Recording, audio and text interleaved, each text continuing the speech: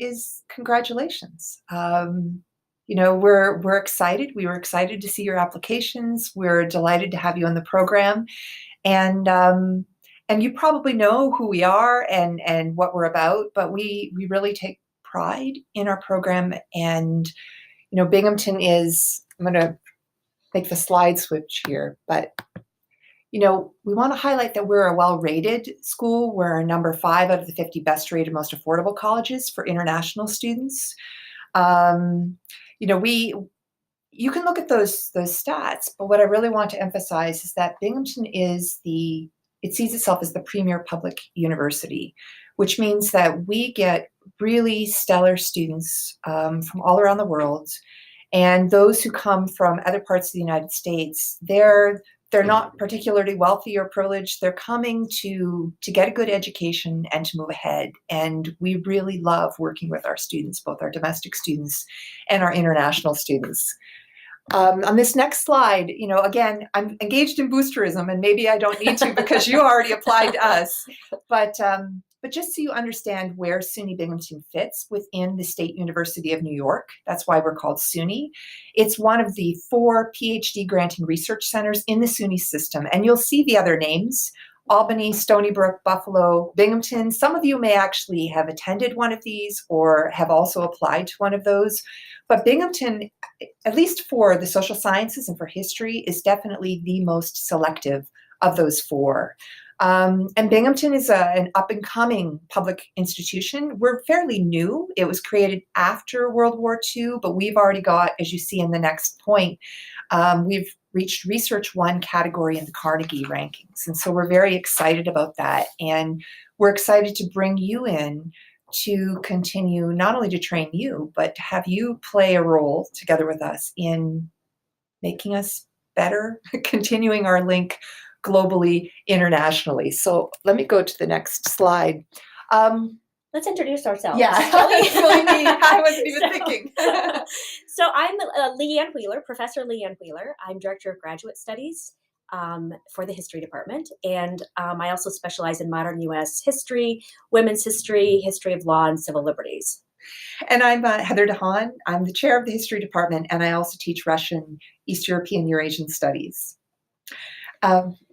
So the slide that we've presented you with now shows you other people in the department that you will see a lot of and get a lot of support from.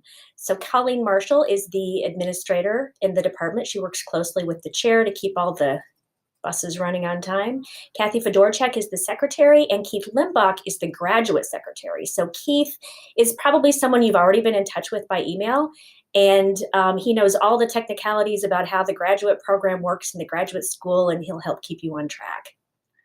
Yeah, and the staff is really great here. And Keith in particular likes to say, if you don't see him at least once a semester, there's something you're not doing right. So you should be in contact with him, checking on deadlines, seeing what you need to do, and asking him for help if you have any questions. So speaking of support, when you come to Binghamton, these are your number 1 sources of support. One will be your advisor. So when you applied, you said you wanted to work with someone in our department. If you should have heard from that individual already. You should be reaching out to that faculty member. You should be asking that faculty member to put you in touch with other graduate students to help you navigate the community, find housing, hear about how the program works, in addition to what we're giving you now. Binghamton is great. It's not a big city, which means that we're actually closer. People work together, they are a community, and it's one of the things that really helps students through grad school. So you should be taking advantage of that now. People are really responsive. The other source of support that's great is, we have it written there as DGS, Director of Graduate Studies. That's Professor Wheeler, and she, from this point all the way through, can answer your questions. I don't know if you wanted to say anything at this stage. I'm Director of Graduate Studies now. I actually will not be next year, and Heather will not be chair next year. So you'll have 2 new people in this position. We have a department of about, 18 faculty now? 18, 19? More.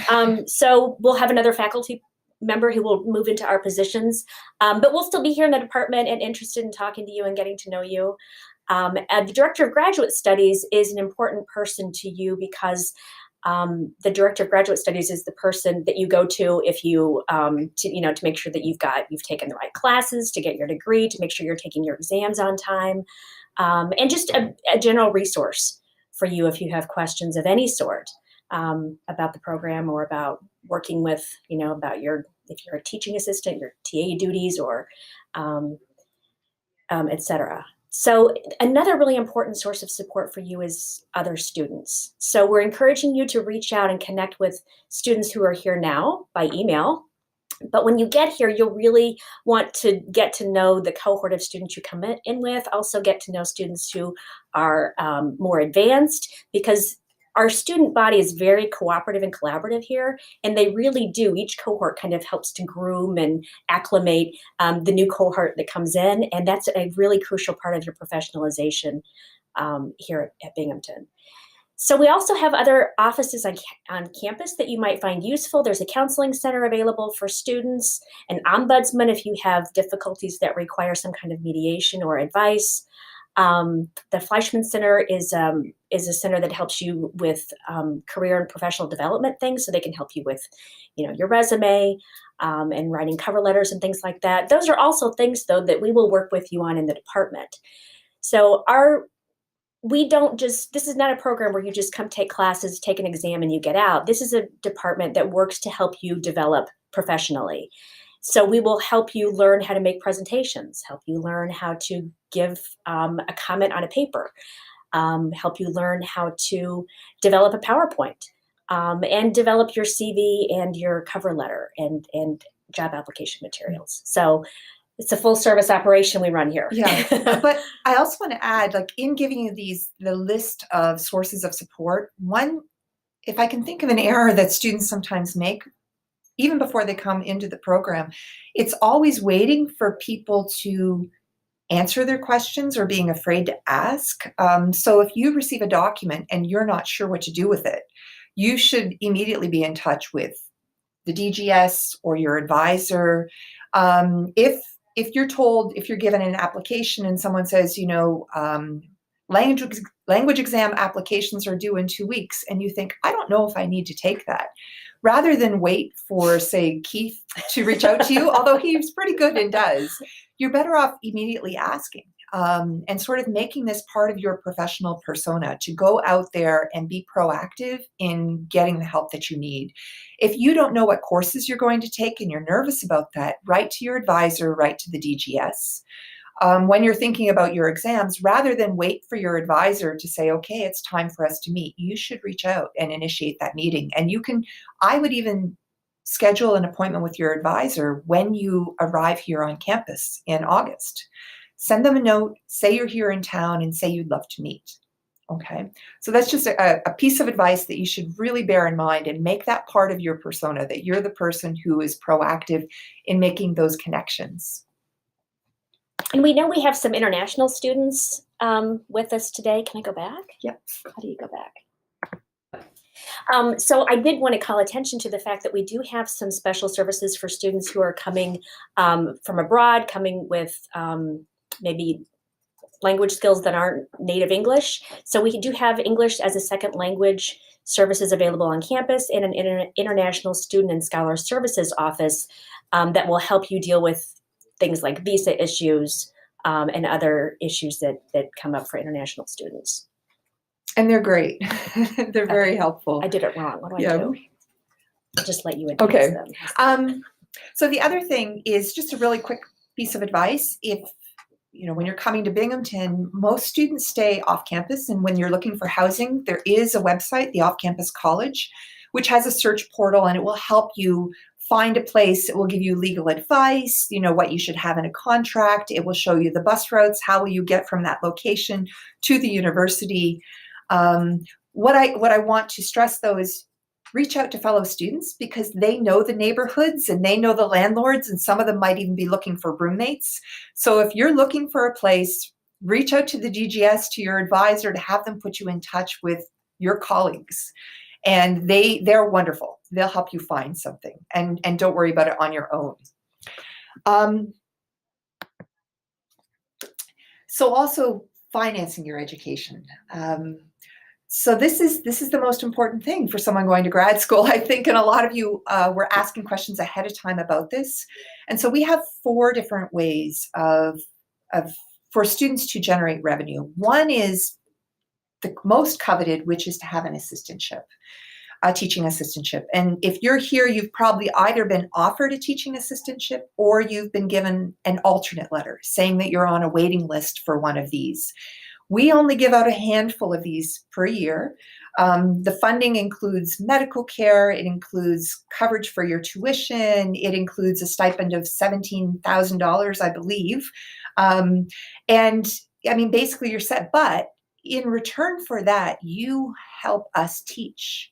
You will be in the classroom under the supervision of one of our faculty members, and you will be grading papers, leading discussions. If you're an international student, this might be very intimidating, but we've had many international students do this. And frankly, Binghamton University undergraduate students are great. They enjoy international students. They learn to be sympathetic to the accent. And our students are very eager, and many of them are also international. So you come into a community that's supportive in all ways if you do this. It's wonderful, it's prestigious, you learn to teach. It's also a challenge that we help you work through. Did you want to add anything on that, Leanne? That's not, the teaching assistantships are not just ways that you finance your education, they're also part of your professionalization. So students who graduate with a PhD in history from Binghamton come out not only as really good, well-trained scholars, but also as very experienced and capable teachers. Okay, so then we have other elements of funding. Most of these are also available to people who have assistantships, so it's not exclusive. But for people who don't have assistantships, these other things can also kick in. So for instance, every year, at around this time of year, we put out a call for applications for people who want support for research travel, or conference travel, or language acquisition, because historians often need to know second languages or third languages. And we have endowed funds that we have specifically to support people doing American history, modern history, Ottoman history. And I mean, we've given several $1,000s to students to help them with their summer research and language acquisition. And we're actually very proud that we can do that. And again, that's available to all students in the program. That's part of research and travel funding as well. Then adjunct and summer teaching opportunities. What we have is every summer and winter term, we offer online courses, and those are taught by graduate students like you. So you'd have to get through several years of graduate school before you can do this. You have to have an MA in hand, but then we also put out a call for ideas for courses. And you can take what you've learned in your different seminars, and you can, with the help of your advisor, craft a course that you teach online. And you generate revenue for yourself, it's income, and the department also receives money from the courses that you teach. And that's part of what we use as well to finance your research and conference travel. So it's a great way for you, again, to develop your professional credentials, but also to give yourself some extra pocket money as you're going through the program. Yeah, there are also opportunities through the grad school website. So we can also send a link if you're looking for that, especially if you don't get the TA-ship from the department. The graduate school has GA-ships that they advertise regularly. Currently, there's one with the Genocide and Mass Atrocity Prevention Program, and many history students would be excellent in working for that program. So again, you should go to the graduate school website looking for their GA-ships, or reach out to us and we can also help you. Those can be phenomenal opportunities for you. Anything else? One really unique thing about our department is that we edit an International Journal of Women's History here at Binghamton. It's been here for the last 7 or 8 years. And this is a journal that's published 4 times a year. Scholarly work is published in the journal, and so people will, scholars in the field will submit article manuscripts to the editors of the journal. The editors will decide whether that manuscript is interesting to them, send it out to specialists for review, and then make a decision about whether or not to publish it. the way the Journal of Women's History works is we have 2 faculty members who function as the co-editors of the journal, and then they hire 2 graduate students to work as managing editors for the journal. So the managing editor positions are kind of like the teaching assistantships in that they pay the same stipend and have the same benefits, but the work, rather than being in the classroom, the work is actually with producing the journal. In addition to employing 2 half-time GAs, the journal also hires students to do copy editing on kind of a cyclical basis. So lots of students in our department get the experience of copy editing a manuscript that is then going to be published. So the people who work as the managing editors learn a ton about how the publishing world works, and those who work as copy editors learn a lot about writing and copy editing too. So that's a really special aspect of our department, is that we can offer you opportunities to learn about publishing from inside the box. So, yeah, and also there are other journals on campus. So the Center for Early Modern and Renaissance Studies, Medieval Early Modern Renaissance Studies, they also have a journal, and they, as a GA-ship, they hire graduate students to help them with that. And several history students have taken on that position and received that professional experience.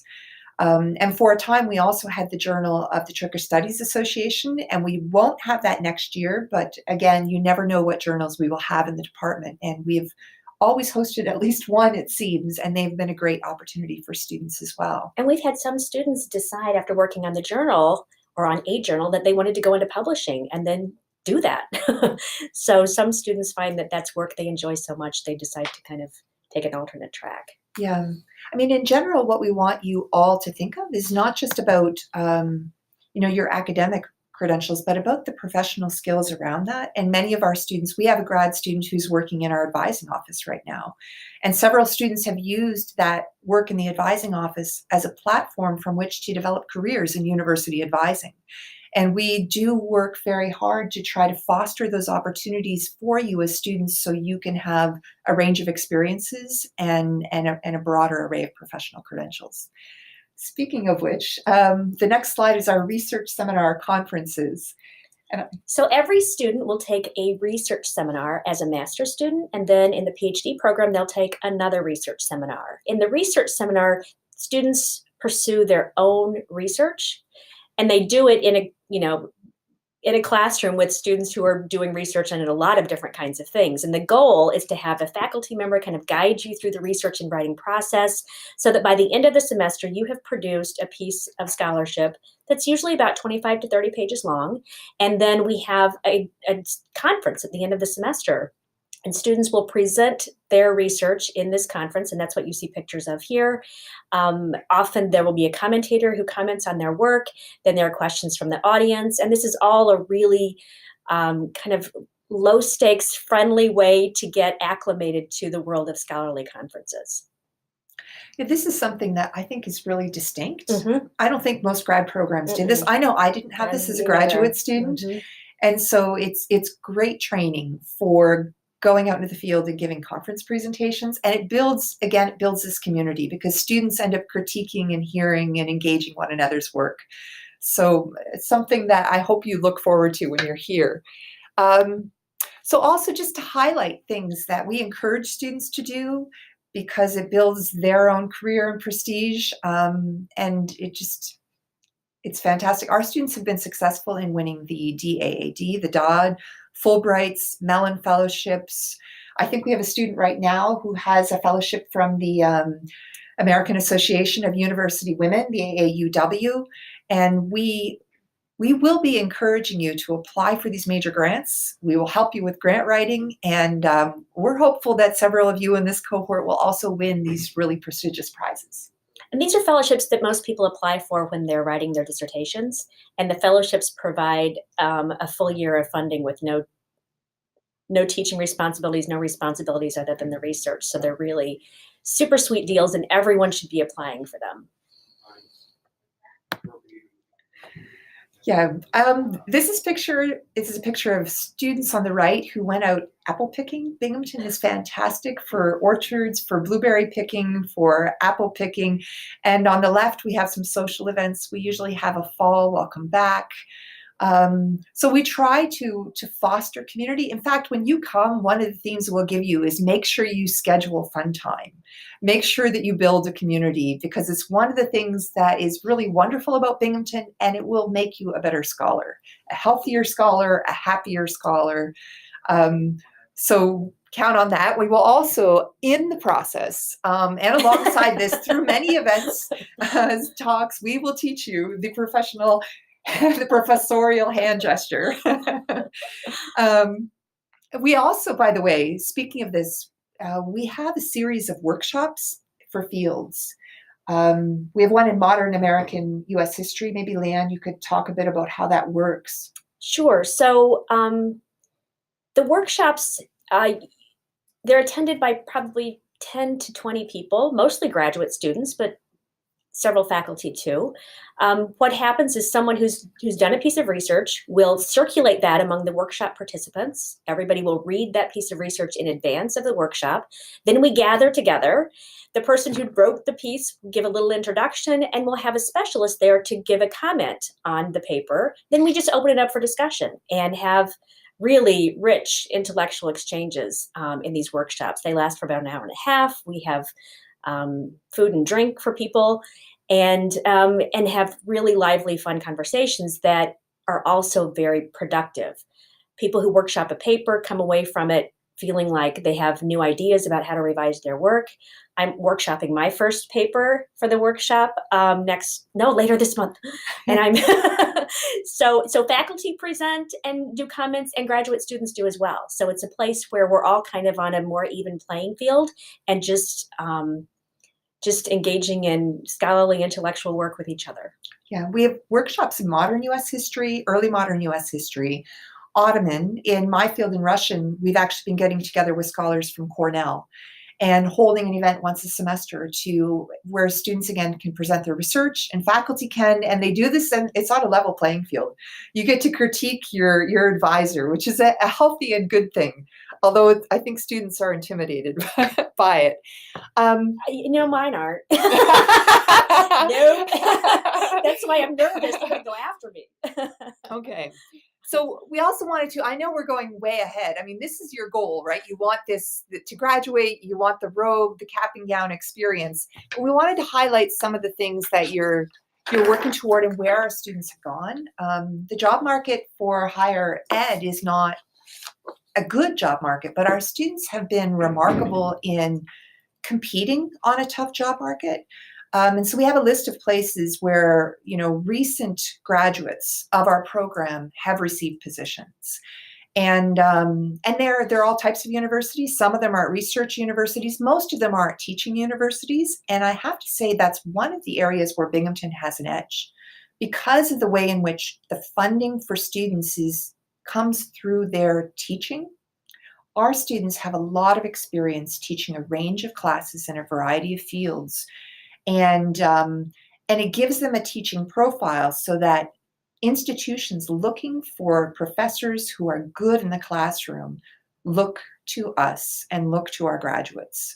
So that's something to keep in mind and that we're very proud of. It's not the only career trajectory, and we like to give students training that allows them to do things outside of academia as well when they graduate.